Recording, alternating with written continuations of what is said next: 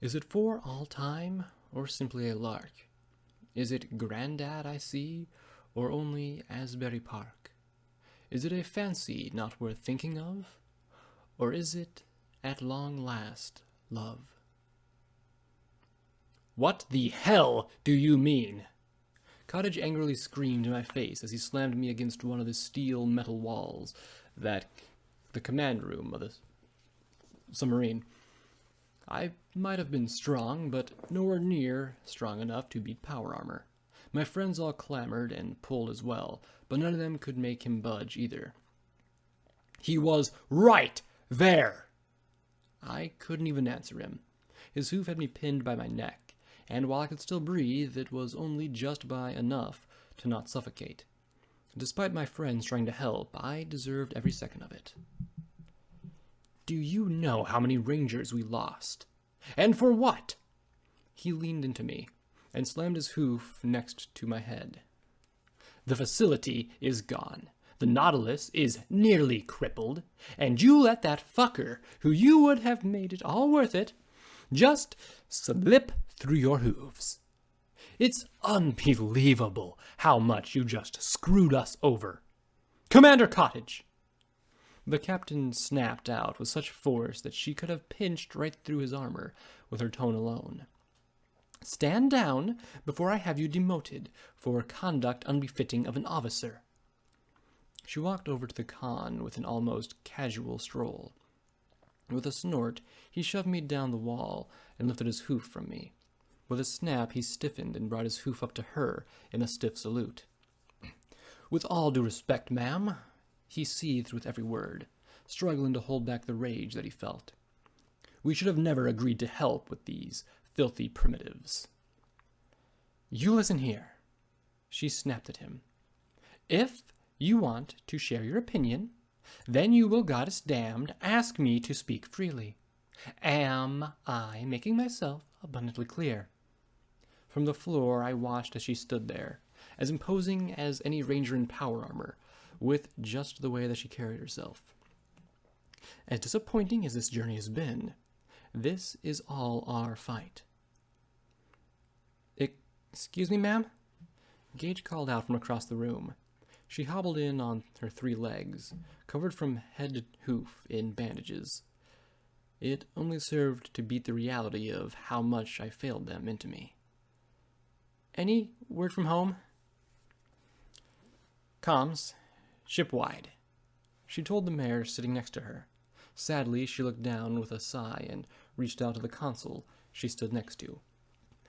She firmly took the radio in her fetlock, and Alpha Command was overrun by the overwhelming forces that had been facing in the wasteland. There was a hushed gasp and whispered murmurs throughout the room. The non-essential personnel of the entire post was successfully evacuated and moved to the outpost Delta. Unfortunately, Star Paladin Suture and his squad stayed behind, giving their lives to ensure that the safety of your families. Cottage Cheese slumped to the floor with the news, eyes growing wide in shock. No, not you too, Dad, he whispered. This is a reminder that even though we have a foremost duty to protect the Wastelanders from the technologies of the old world, she turned in the direction of Cottage with a blank expression. That even though we have a duty to protect our own, there are still cases that are greater than all of us. We didn't ask for this enemy to be brought upon us, and we certainly had no interest in their war. She stiffened up and turned her unseeing gaze around the room. Still, we must stand together. We must meet this common enemy head-on, as we did before the war. United as one force, standing, fighting side by side. Your home may be gone, but the wasteland is home to all of ponykind, and I will not stand by. Instead, I will stand and fight for it because I believe in the good I can do, that we can do. She paused and dropped the mic down away from her muzzle, letting an eerie silence fall across the ship. Tears fell down her cheeks as she sat there in silent reverence. Slowly, after a moment, she pulled the mic closer again. I expect the very best from all of you, and I need to say this despite what happens when we rejoin the fight. It has been an honor serving with all of you. She frowned and closed her eyes. That is all. Carry on. Stiffly, she hoofed the radio back to the mayor at the council and walked over to Cottage. Tell me that's not true. Cottage whined. His 1,000-yard stare pointed right through the captain's forehooves. Tell me he isn't dead. Your father was a great stallion, and his time under Suture's command was exemplary. She spoke with hollow words. I'm sorry, but he's gone, Cottage. With that, he was brought to tears. Maple over in Forward Command has authorized me to give you a field promotion to fill the rank gap. Due to your own work under me and the actions you took in evacuating the island, I'm advancing you to the rank of Star Paladin. I don't want your rank, he half cried, half growled. We shouldn't have been in this fight to begin with. We are at war, Star Paladin Cottage. She snapped with the same ferocity as when she'd entered. With a strength that I hadn't known she'd had, she hooked a hoof around his collar and pulled him to his hooves. From there, she gave him a piercing look that instantly made him stand up straight. Her pupils dilated, and her angry eyes were as sharp as a knife, feeling out of place with the tears still coming down from them. More than just you lost family today. I'm not promoting you out of pity, but necessity. So you're going to suck it up, mister? Yes, ma'am. He nodded sharply and took a step back. I understand, ma'am. Good. With that, her gaze softened again, returning to one that better fit the somber mood of the room. Now go. All of you. She looked in the direction of all my friends, who had just stood in silence this whole time. Get some rest. The journey back will take a bit more time with the rough shape the Nautilus is in. She whisked away her tears, and she turned and walked back to the con without another word, simply going back to work. Gage turned and headed back through the doorway towards the infirmary, and the others all headed back towards the bunk room. All except for Shadow, that is. Come on. Shadow sighed, holding a hoof out to me. Let's go get some sleep. You go. I'll catch up. I knew that, after the amount of exertion that I'd been through, and with all my injuries, that I should have rested. Unfortunately, if I did sleep, I had to fear that I would find no rest within the confounds of my mind. I just need to clear my mind for a bit. I tried to offer him a smile, but he only continued to look worried. If that's what you'd like. He sounded so dejected. I hadn't meant for him to take it personally. Why did I have to screw up even the simplest thing? With my hoof in his, he pulled me back to my hooves. Shadow? I stammered and tried not to seem flustered. When we get back, I wanted to talk again. My words sent a flash of panic through his eyes, and I spoke without thinking. It's about you. I mean, us. Why was it that I couldn't get my head around this? I want you, I blurted out. Now he just looked confused. I want you to stay. You saved both our lives back there. I don't know you weren't planning on leaving, but I want you to stay. I was wrestling the train in my mind and trying to stay on track. With everything we've talked about and how everything's been, we just need to talk. All right? Sure. He sighed and offered me the faintest smile. I look forward to it. He then, too, trotted off down the hallway. What was I doing with my life? Fighting Phileas, watching my friends die, and generally being powerless to stop either of those things from happening.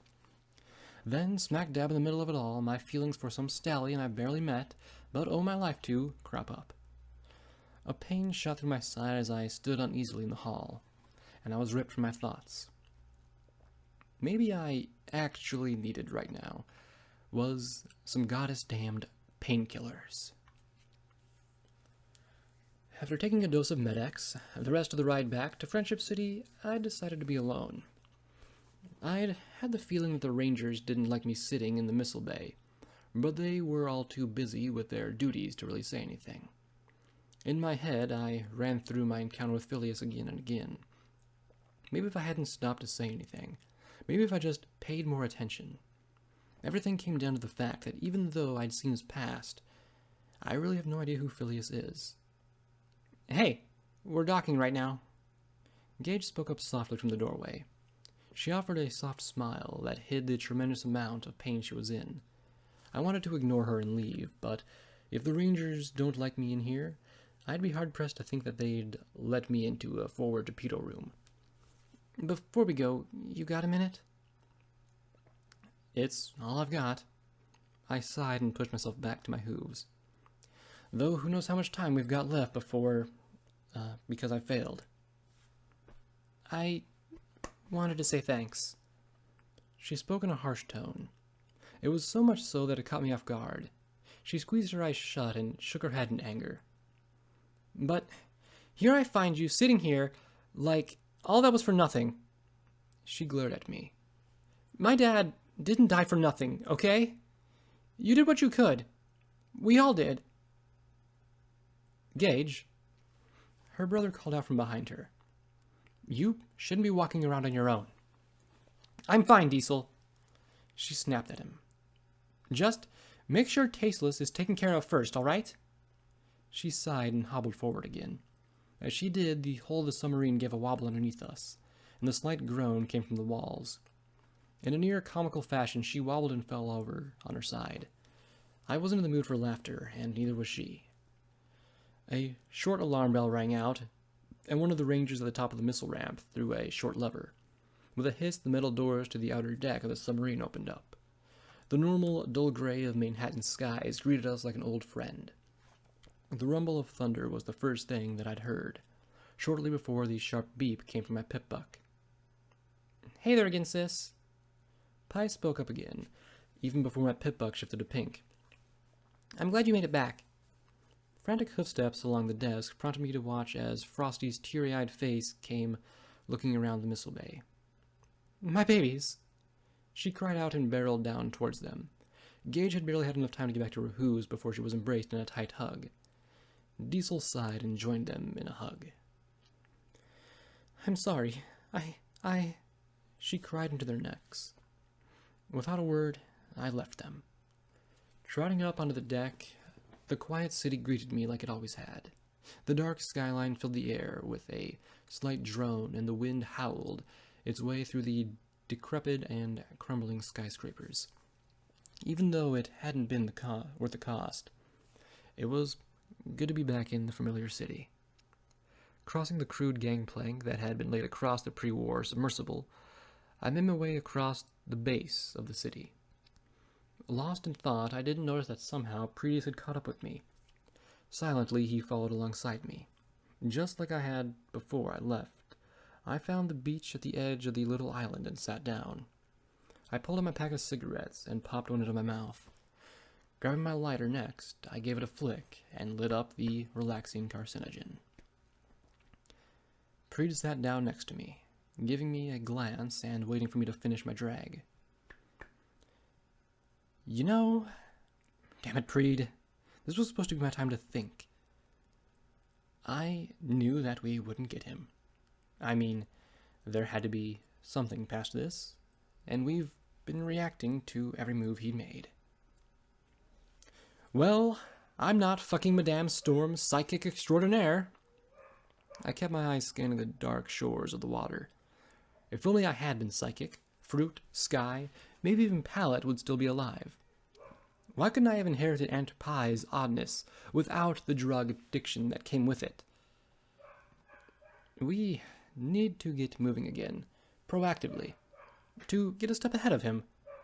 Prettiest stated the obvious like it was something I paid him exorbitantly to do. Resting isn't something we can afford to do now if we want to win this war.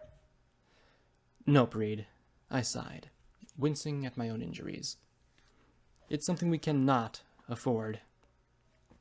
He looked up to speak. Tasteless is still in bad shape. Gage needs to fix her leg to be useful at all. Shadow has no guns for his armor anymore. And Ficha, I didn't think anything happened to him. He's still a dick. I can see you failed to point out your own wounds.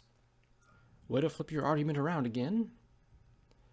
If you plan to lead them, you'll need to take care of yourself as well. I'm fine for now, but I won't have time to see a doctor for chasing after Phileas. I sighed, groaning as my lungs didn't seem to like the smoke after what they'd been through. It'll be dark soon anyway. All I'm asking for is one night for us to get prepared, one night to rest up. Phileas still needs things for his ritual, and that will take some time for him to gather. If we let the Rangers scout his location, they'll be at risk to get killed. He paused and let that sink into my mind. Are you all right with that, knowing you might be sending them to die, instead of you? Yes, I forced myself to say, just to end this discussion. I didn't want to ask them to risk their lives, especially right after they lost their home. The two of us might not need that much rest, Preed, but I owe it to the others. If you insist. He sighed and stood up off the beach. I followed his gaze to the barge that ferried ponies over from the other side of the harbor. If I may, he asked with a curious tone, what happened in that vault? I saw into the heart of darkness. I sighed. Let's go get the others. We have to make good time to the tower if we want any rest whatsoever. I sat by myself in the bar of Tenpony Tower, sitting with an untouched glass of whiskey as my only company. The trip back had been fairly simple. The attack on their base had forced the Rangers to evacuate along the common routes used to get through Manhattan. The raiders, gangers, and normal monsters you'd find were all cleared out. It left the dark city feeling oddly calm, and it just made me feel lonely.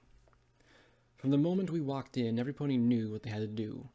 Shadow went with Ficha to secure some supplies for us to use, as well as something he could use as a replacement weapon. Gage and her family helped to take Tasteless up to the doctor, and going with them, Pretius had brought Skyline's body back, wrapped in a stainless linen sheet. I knew that Harmony and her brother would want to bury her with her family. I also had someplace to be, but instead, I was avoiding it. An elderly stallion grunted as he pulled out the stool beside me. He sat down weakly, the tattered and worn yellow robes he wore almost clinging to his body. For just a moment, I thought he was Phileas, and my blood froze. My heart raced, climbed, and I could feel my muscles ready to react. "May I join you?" he asked in a voice that was definitely not Phileas's. A soft smile pulled across his muzzle, and he turned to look at me. Kind blue eyes looked over me as he sat there. His scraggly white beard was more bleached than his faded coat, and almost reached over to me from his chin. My heart still thumped, but I did my best to relax. I'd really let Phileas get to me, now jumping at every old stallion I'd met. I really needed to focus on getting some rest. "No pony stopping you," I grumbled as I laid my head down on the bar top. "Is something the matter, miss?" he asked with absolutely no regard for the peace and quiet I'd come in here for. A mad pony's trying to take over the wasteland, and no matter what I do, I can't seem to stop him. I don't even know why I care to tell him. Maybe it was just because I'd said it so many times now in my head that I wasn't sure if it was real until I said it. Maybe I'm not good enough. "You have done much more than me, and that's a start." He gave out a wheezing laugh that turned into a sharp, hacking cough. "Is that not a start?" I turned to ask why the stallion had taken an interest in me, but when I turned to the stool, it was empty. "I'm sorry, but I must be going." He spoke from the door, already halfway out of it, without having made a sound to get there. We shall meet again soon, but I fear it shall be under dire circumstances and on familiar ground. He slipped out at the door, leaving on that cryptic note. He was no normal stallion. He had to be involved with Phileas somehow. Galloping, I ran to the doors and slammed them open with a grunt. The tower ponies let out a gasp of surprise as I burst out into the hallway. With a wide gaze, I looked up and down the hall for the robed pony, but he had simply vanished. "Hey!" Preet's voice came out of nowhere to my ear. I jumped at the surprising encounter and spun around to find his uneasy look placed upon me. "Apologies, I didn't mean to startle you." "Yeah?" I smacked him hard on the horn. "Then maybe you shouldn't sneak up on ponies." "Yeah, I'll try to remember that for next time." He winced as he rubbed at his horn. "I came to ask you if you'd—" "No." I cut him off while I turned back towards the bar. "I just need some time to think first." I was kidding myself with that, of course. All I'd managed to do was spend 10 bits on a drink that I simply stared at for 20 minutes. "Here, we'll go together." He smiled at me and pointed his hoof towards the lobby elevators. "Fine." I grumbled and gave up. I don't know what I'm supposed to tell Longbow about what happened. I looked at Pretius as we walked. How can I tell her that I failed to do any good for as hard as we tried? With a ding, the elevator up ahead opened, and we both stepped inside. The old wooden paneling in it had seen better days, and the musty-smelling carpet did no favors for the place. Still, these things were merely distracting me from Preet's silence. As we neared Longbow's floor, he smiled and hooked his forehoof around my neck. "Simple. You don't." He spoke as the elevator chimed. "I'll talk to her." "But—" I tried to object, but found his hoof pressed against my muzzle. "You are right. We all need rest." He smiled and stepped backwards out of the elevator. "Let me do this for you. You just need to get away from things, to see them from a different perspective." His horn glowed as he hit the button to a higher floor. "I'll see you when I'm finished." With another chime, the elevator doors shut, and I started to ascend again. I'd never been as high as the tower as he'd sent the elevator. Maybe he was right, though, that I needed to change how I thought about things. Could it just be that I'm treating this as if I were Storm Rider the bounty hunter? Did it really make a difference? As the elevator moved to a stop, the doors opened, and I was met with a wide-open room, much like the room we'd been given at the resort. A room led out to a wide balcony that overlooked quite a few of the shorter ruins in the city. I sighed at how he might have meant that I needed a literal new perspective. My head hurt from all the maybes that had been running around in it, and I shook them clear as I stepped out. Trotting to the old railing and looking up, the sky gave a quick rumble as the thunderous storms from earlier moved over the city from the southwest. Casting a glance down below, I watched as the refugee camp went about life as normal. The ponies down there oblivious to just what was really going on in the wastes. With a soft flutter, the sound of 4 hooves coming down behind me was barely noticeable. Turning around, I found Shadow staring with his wings outstretched and a smile on his face. Without his armor on, I'd forgotten just how lean he'd looked. "What are you doing here?" Not that I didn't want him around. It's just that I wasn't prepared to have a talk with that I'd wanted to have yet. "You should be downstairs with the others." "You seemed like you could use some company," he replied, walking up to me. He reached a wingtip out to brush my mane, and I pulled away from it. "I want to be alone right now." I sighed, turning around and propping myself up against the railing. I have a lot of thinking to do about where to head next.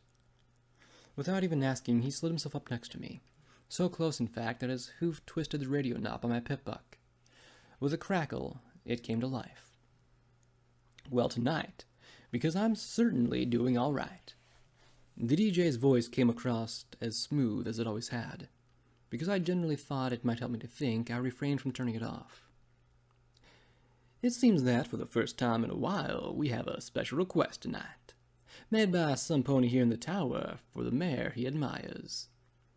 Here it is. Stand By Me by Pone King. When the night is long and the land is dark. With a static pop, the stallion in the song started to sing. As he did, I felt Shadow's hoof reach under my chin and pull my attention to him. "What are you doing?" I started to object, but instead I found him press his muzzle into mine with a soft kiss.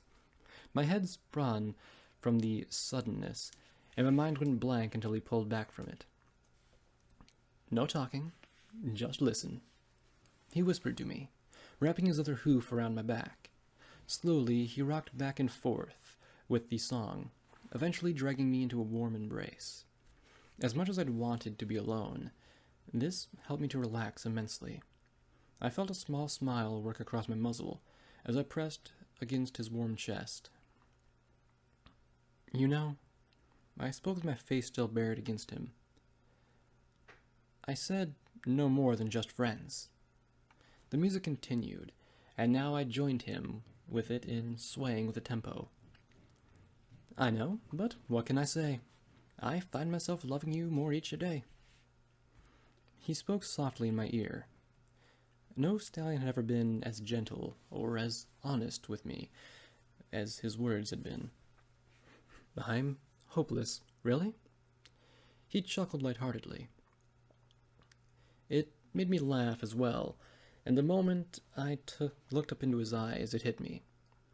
The stallion that fell from the sky, not just to the ground, but into my heart.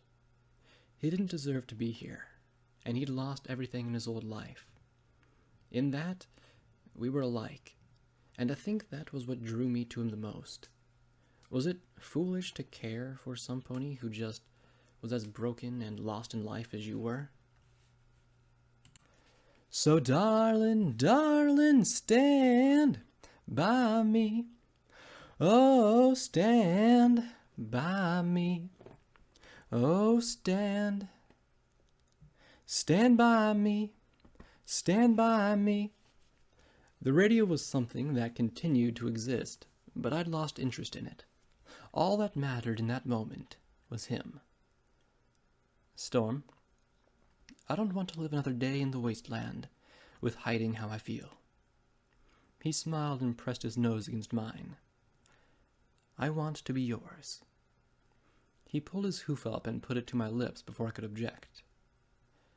"I know you think that you're flawed, and that you're no good for me. But you're wrong. I see a mare who's so much stronger than she thinks, who's smart enough to solve any problem, and who's beautiful enough to have any stallion or mare that she wants to." The kind words coming from his muzzle definitely didn't match the mare who he held. The truth was that I was just another wasteland mare who'd simply gotten caught up in the wrong things. I wasn't a super soldier, fabricated in some pre-war lab, and I wasn't the hero mare that he was describing. Even so, Tasteless's voice rattled around my head, telling me that any moment might be the moment that Phileas ends it all. As much as I wanted to press on and save the wasteland, I wasn't just fighting for the land anymore. I was fighting for them. Ponies like Shadow were worth fighting for. And if Shadow trusted me so much to risk my rejection, wasn't he worth the effort on my part? How could I lie and say that I didn't feel the same way about him? Shifting my hooves, I wrapped my forelegs around him in a hug. That was what I was going to say. Slowly, I felt him wrap his legs around my sides and pull me in close. I wanted to say that I feel the same way. You do? He stammered with a laugh. I let go of him to see tears rolling down his cheeks. The smile he gave was one so filled with pride that I'd never seen one like it, even from Aunt Pinky. I love you, Store. I dove at him, wrapping my hooves around him as I pressed myself into a long, much-awaited kiss. It was like I was starving and somebody had just placed a juicy apple in front of me. The weight of loneliness lifted from me, and I wanted to indulge myself with him in the passions of the moment. I felt a happiness in his hooves more genuine than I ever had, and I couldn't believe it. With a gasp, I pulled myself off of him for a moment. When I did, I bumped against something stiff behind me. Sorry, it has a mind of its own. He sighed blissfully and looked into my eyes. I don't even care. I growled and pressed against him again. This time, it was him who pulled away. The blush across my face felt brighter than the sun to me, but it felt good to just let go. Don't you think we should take this somewhere more private? He laughed as I forced myself down against his chest, nuzzling against his neck. Being with him was something I wanted, and wouldn't give myself the chance to screw up being with him. No, I whined and nipped at him. You got me going, and you're gonna have to deal with it, mister. He smiled at that, and threw his forehooves up to a salute. You got it, ma'am. Good. I grunted and turned around to look. Honestly, I'd say fuck off to anyone else who walked in on us, but that would imply that I'd wanted to share the experience. Curious to see exactly what I was getting myself into, I looked down past my flank. Oh, there's no way it'll fit. I spoke without thinking. Before I could do anything, he answered without missing a beat. Just like before. You doubt that I can make it work. He shifted his hold on me, and my head spun as I realized we were about to do. And there's only one mare I'll ever say that to. I was too lost in the moment to care. Like a ravenous beast, I wanted to be sated. He wanted to be mine, and I would willingly oblige again and again. All night, if need be, in fact. With a whine, I pressed myself against his lips again. I wasn't going to get all my thoughts sorted, and nowhere near the amount of rest that I could have. Even so, the hours dragged on. We moved our activities from the balcony to the elevator, to the hallway, and finally into Harmony's guest bedroom. I couldn't help but think that it was all so worth it. I awoke suddenly, staring into the black void that sat before me. One by one, the colored lights of my dreams beamed down onto me. I squinted as they basked me in their light, and raised a hoof to cover my eyes. Child, you are ready. Ready for what? I called out to them. I thought I was done. Ready to be who you were born to be, to fulfill your destiny. With that, the lights flickered out one by one. I felt as each one left my mind, somehow leaving the dark space feeling more empty than before. The last light to leave me was the soft yellow light that had the voice of my mother. Wait! I reached my hoof out to her, not wanting to lose her again. I don't know what I'm supposed to do. Return. Find the answer in the place where everything for you first began. Slowly, she too faded, leaving me alone in the dark void. At last, I thought I was alone. Foolish mare! The voice of Phileas echoed and reverberated into my mind. His laughter picked up into a twisted, howling voice that filled the air around me. So this is where you have been all this time? How are you in my head? I whispered, looking around for the bastard. When you stepped into my mind coming down here, it allowed me a small look into yours. He sounded as bored as he spoke. So, we are linked, you and I, but only in this place. Tell me what you're planning. I smirked and relaxed. I've seen your rituals. What could you possibly hope to accomplish? In due time, my dear. He laughed out, ending in an annoyed snort. When I looked into your thoughts before, I found the most delightful, morbid memory. The blackness around me shifted, building a scene. Sitting there, at my hooves in the snow, was the little frozen filly in the snow. It seems that this Sunshine City holds the place of importance in your heart. You bastard! I snapped. Your fight's with me, not them. Oh, but my fight is with them with the whole of the wasteland, in fact. He spoke with the same oily tone that Tempest had used, and it made my blood boil. Anywhere that ponies think that they can live in safety is where I wish to go. I'll deal with this city of yours in short order. Then perhaps I will move on to this tan-pony place where you're crippled trying to convince yourself that this isn't your fault. Shit. I needed to wake up, and now. So, take your time. Rest up with that stallion you so covet. He giggled like a colt, building into a maniacal laugh. It'll be the last chance to do so before I rip him and everything else you love from your pathetic, pointless existence. I screamed out at him, half in anger, but mostly out of fear. No! I whined as I groggily flung myself from the bed to the floor in panic. Storm?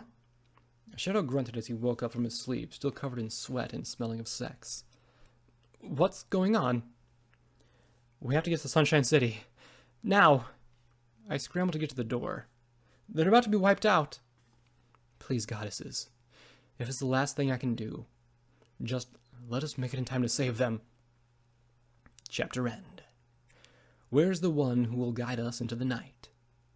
No quest started or finished. No levels or perks earned.